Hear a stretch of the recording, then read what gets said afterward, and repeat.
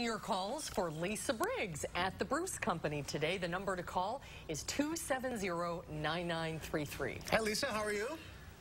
I'm good. How are you guys? Great to see you. We're going to start. Good to see you guys too. All right, let's start. Let's go to the phones. We'll start with Roseanne in Middleton. Hi, Roseanne. Hello. I have 3 knockout roses. They're 3 years old. One has life at the bottom coming back, but the other 2, no sign of life. What should we do? We had a really tough winter, Roseanne, especially for things that are on their own root but can die back to the ground, like the knockout roses. The one that you have that's showing, just let it come. It probably will be a little smaller this year than it has been in the past, but it's established, so it'll fill out eventually. For the other ones, I would give them till Father's Day, and if you don't see anything coming from the ground, then I think that you've lost them, unfortunately. All right, thank you for calling today. Let's go to Dot in Oregon. Hi, Dot. What's your question? How do you deter rabbits from eating all my hosta plants? I have sprayed them with Repel. I've put mothballs out in milk jugs full of water. Somebody told me to put dog poop around them, so I've done that, and they're just making salad out of them. That sounds disgusting. What I have found works the best for rabbits is a scent repellent in a granular form. Personally, I like Repelzol, but there are lots of different products on the market, and I put them away from the hostas. So if you have a whole hosta bed, like at the edge of your bed, because then it acts as like a scent fence, and it'll keep them from even getting close to your hostas. So try that. All right, good idea. Let's go to Shirley now in Lone Rock. Shirley. Yes, hello. I have a question about a hydrangea. I received a potted plant for Mother's Day, and I'm wondering what's the best time to put it outside, and how's the best way to plant that? Well, lucky you, Shirley, but unfortunately, most of the hydrangeas that you would get as a potted plant that was forced for Mother's Day are probably florist hydrangeas, and they were grown in the greenhouse. So if you have a name on the plant, you could call the plant desk and we'll tell you which category it falls into. If it is a florist hydrangea, then just enjoy it. They're not going to be hardy in our climate, so they won't overwinter. When it's done flowering, it's done.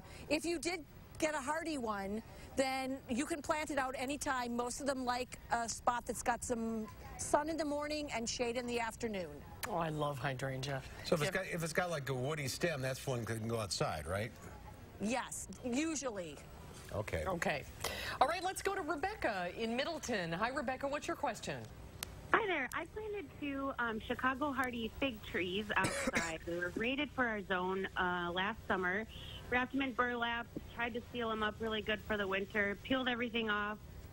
They look like dead sticks. Should they be doing something by now, or should I throw in the towel? Check the stems and see if they're still flexible. And if you flick it off with your thumb and there's some green underneath, I'd give them a little bit of time. Most of those Chicago hardy figs would really rather be sort of in a basement or something for the winter. But like I said, if you've got flexible twigs and green underneath the bark, I'd give them at least until Father's Day before you make a decision that they've become toast.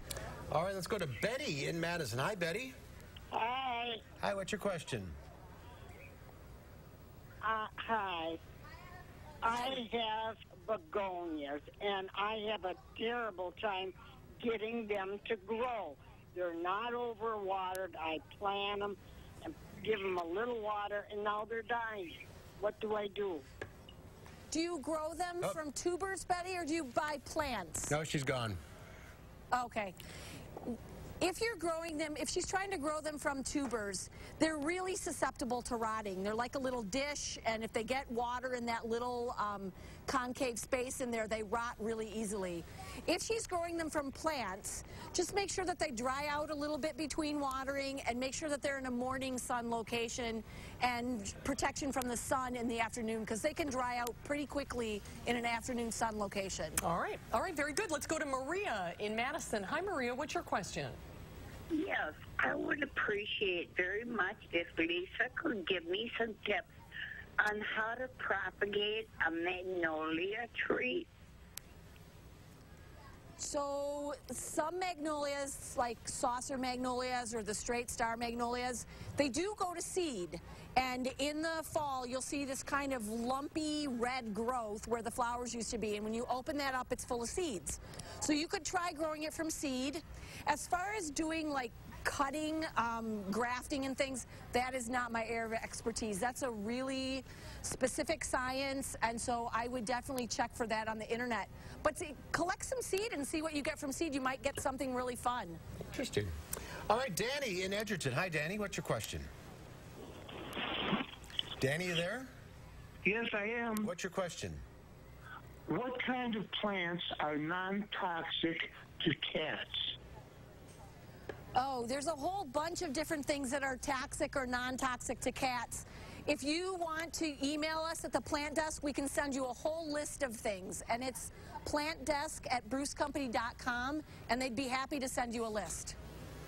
Oh, that's a great resource to have. Yeah, that's a good idea. So then that way you don't miss one. Yeah, then you know exactly what's going to work and what isn't. A lot of lilies are very toxic to cats, aren't they? Yes, they are.